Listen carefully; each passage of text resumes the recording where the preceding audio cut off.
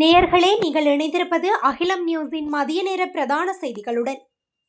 விரிவான செய்திகளுக்குள் செல்ல முன்னதாக முதலில் இன்றைய தலைப்புச் செய்திகள். ரணிலின் உடல்நிலை தொடர்பில் வெளியாகவுள்ள புதிய தகவல்.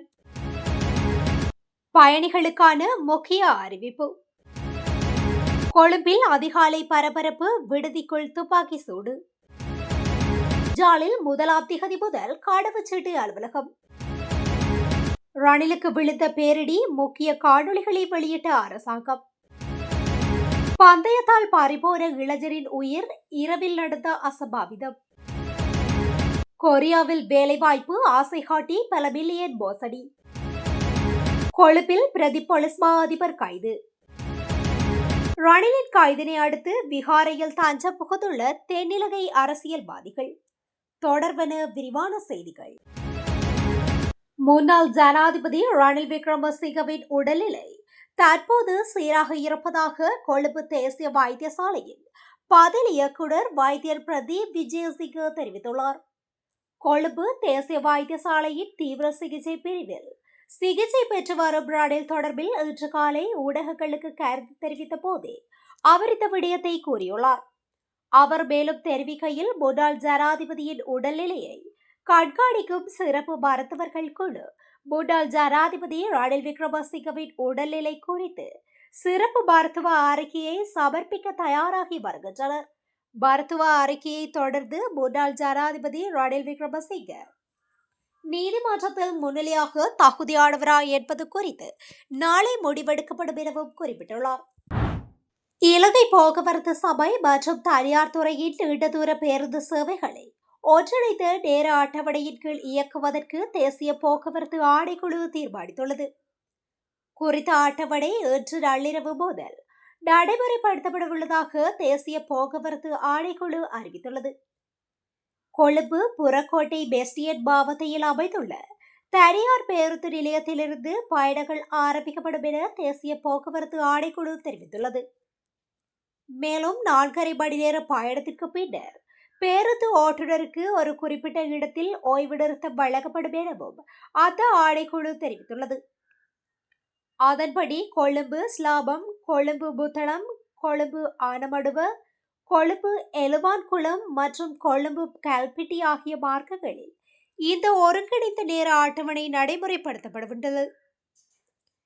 அத்துடன் நீர்கொழும்பு கல்பிட்டி, கொழும்பு மன்னார், கொழும்பு தலைமன்னார், கொழும்பு குளியாப்பிட்டி, கொழும்பு நிக்கவரட்டிய, கொழும்பு அனுராதபுரம், கொழும்பு வவுனியா, கொழும்பு கிளிநொச்சி, கொழும்பு யாழ்ப்பாணம், கொழும்பு காங்கேசன்துறை, கொழும்பு காரைநகர் மற்றும் கொழும்பு துணுக்காய் ஆகிய பகுதிகளுக்கும் புதிய நேர அட்டவணை நடைமுறைப்படுத்தப்படவுள்ளது.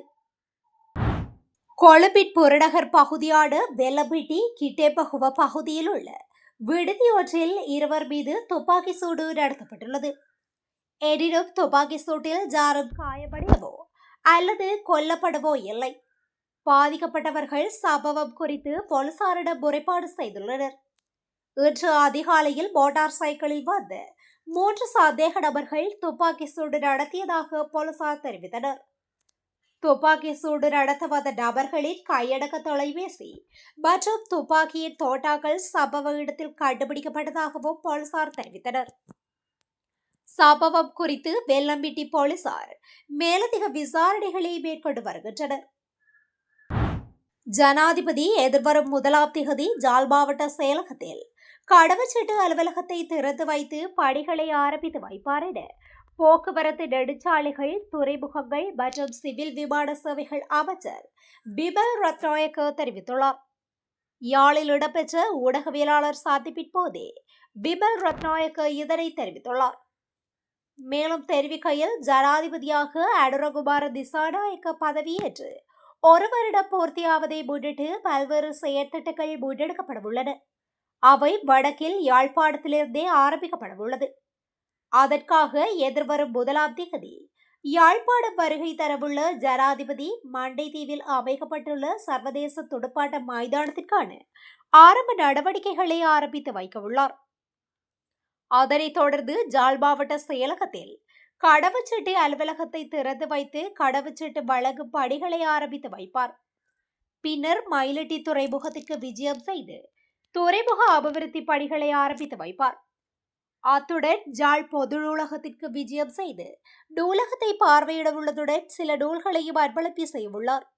மறுநாள் 2ஆம் திகதி முல்லைத்தீவு மாவட்டத்திற்கு விஜயம் செய்து வட்டுவாகல் பால புனரமைப்பு பணிகளை ஆரம்பித்து வைப்பார். அத்துடன் தென்னை முக்கோண வலய செயற்திட்டத்தையும் ஆரம்பித்து வைக்கவுள்ளார். எமது அரசாங்கம் வடக்கு கிழக்கை முன்னிலைப்படுத்தி வேலை திட்டங்களை முன்னெடுத்து வருகின்றது.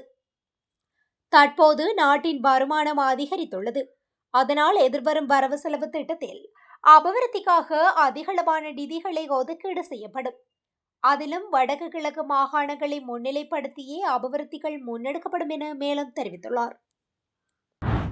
முன்னாள் ஜனாதிபதி ரணில் விக்ரமசிங்கவின் விளக்கமறியல் குறித்து 4 விளக்க காணொளிகளை அரசாங்க தகவல் திணைக்களம் வெளியிட்டுள்ளது. இந்த விளக்கங்கள் ரணில் விக்ரமசிங்கவின் கைது தொடர்பில் வெவ்வேறு கோணங்களிலிருந்து வழங்கப்பட்டுள்ளன. இதில் சமூகவியல் விளக்கத்தை களரி பல்கலைக்கழக மக்கள் தொடர்புத்துறை தலைவர் மனோஜ் ஜிந்தாச வழங்கியுள்ளார். மத மற்றும் நல்லிணக்க கண்ணோட்டத்தை தேசிய ஒற்றுமை மற்றும் நல்லிணக்க அலுவலகத்தின் ஓமரே புண்ணியஸ்ரீ தேரர் வழங்கியுள்ளார். சட்ட விளக்கத்தை மூத்த